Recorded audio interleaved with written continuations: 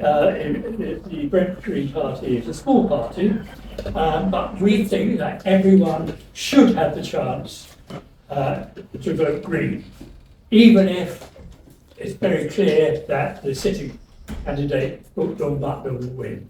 We don't expect to win, but we want to be able to put our case to you. Okay, Nida, the candidate, is working. She's a CEO of a wildlife charity for species facing extinction. So she moves around a lot. She's in Cambridge recently. I'm not quite sure where she is tonight, but she certainly is committed to the Green agenda. But she's also committed, as the Greens are, to a social equality agenda, to actually address some of the issues that we're facing at the moment, to do with the cost of living crisis, to do with the housing crisis, to do with the crisis in local government because they're running out of funds and not able to provide the services they should.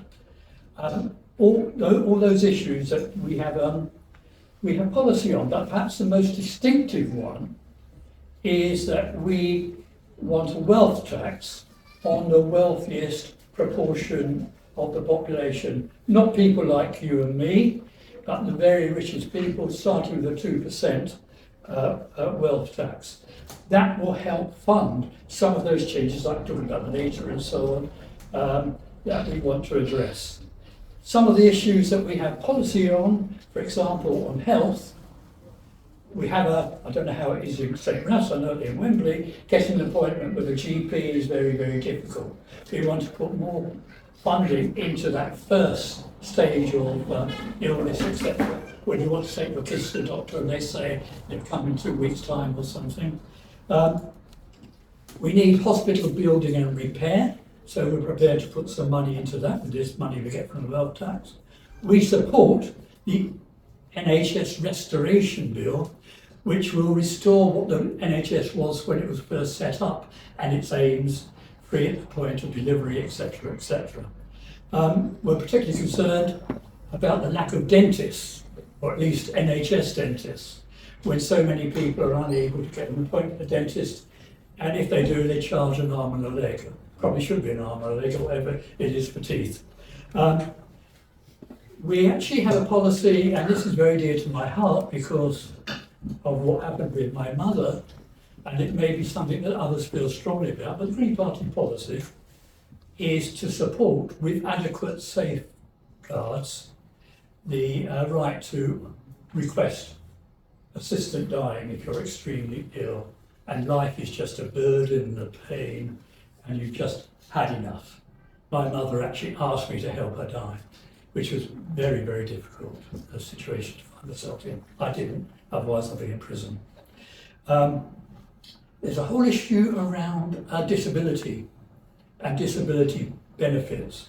So our policy is to persuade the majority parliament in whoever it may be to end the unfair targeting of carers and people on disabled benefits, to end the PIP assessment, which is not done by professional health workers but an agency, and often something that means that people who really should be receiving benefit are deprived of.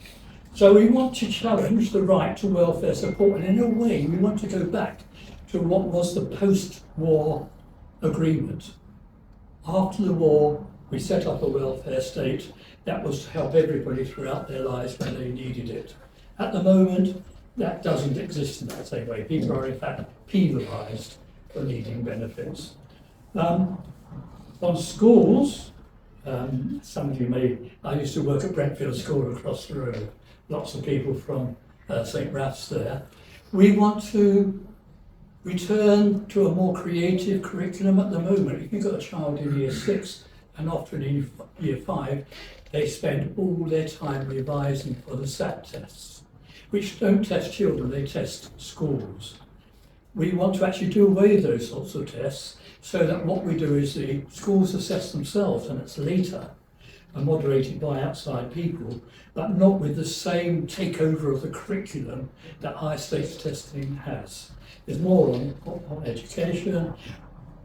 Climate change is obviously our main thing. Here in St. Raphs, some of you who have been around longer may remember the time when St. Raphs was threatened by the flooding of the River Brent. Some of you may know the recent floods in Tokington when the River Brent came over its banks near Stonebridge Park Station. Over in this way, with the River Brent, on the other side, on Monk's Park, there's a whole flood meadow. Mind you, if you can start wrapping up now, Yep. that's fine.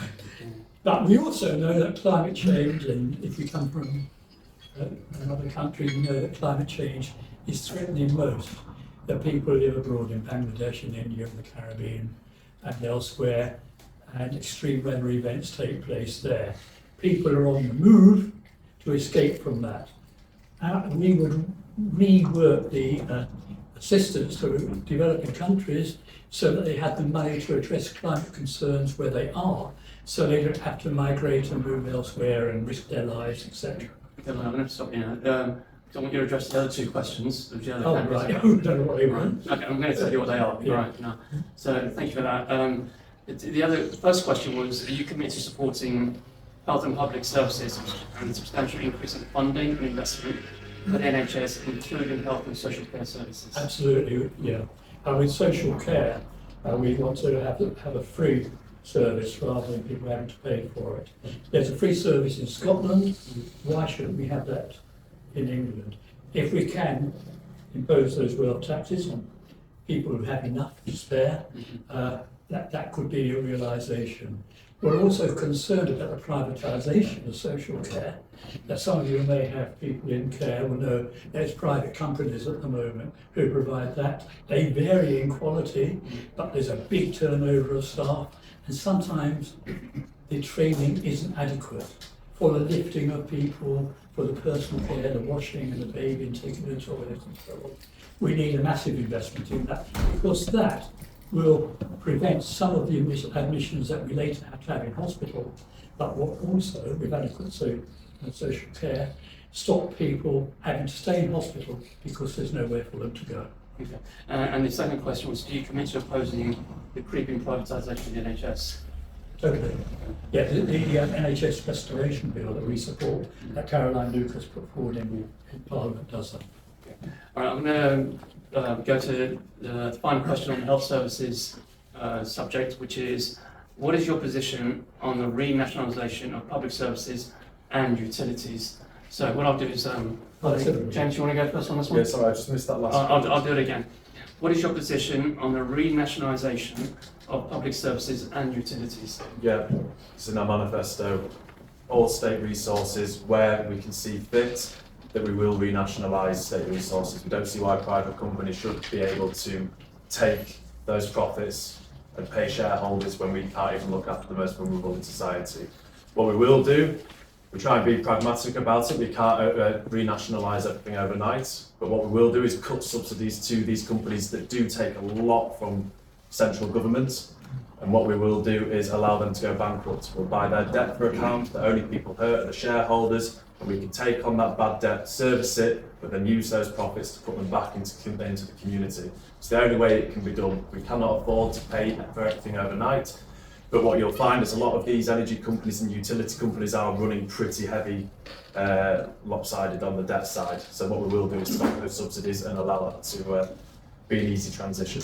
Sorry, can I just chime in? So you're effectively... Sorry, rather than chime in, why don't you have your 1 minute slot now, and that way we can please, and we've got a big agenda.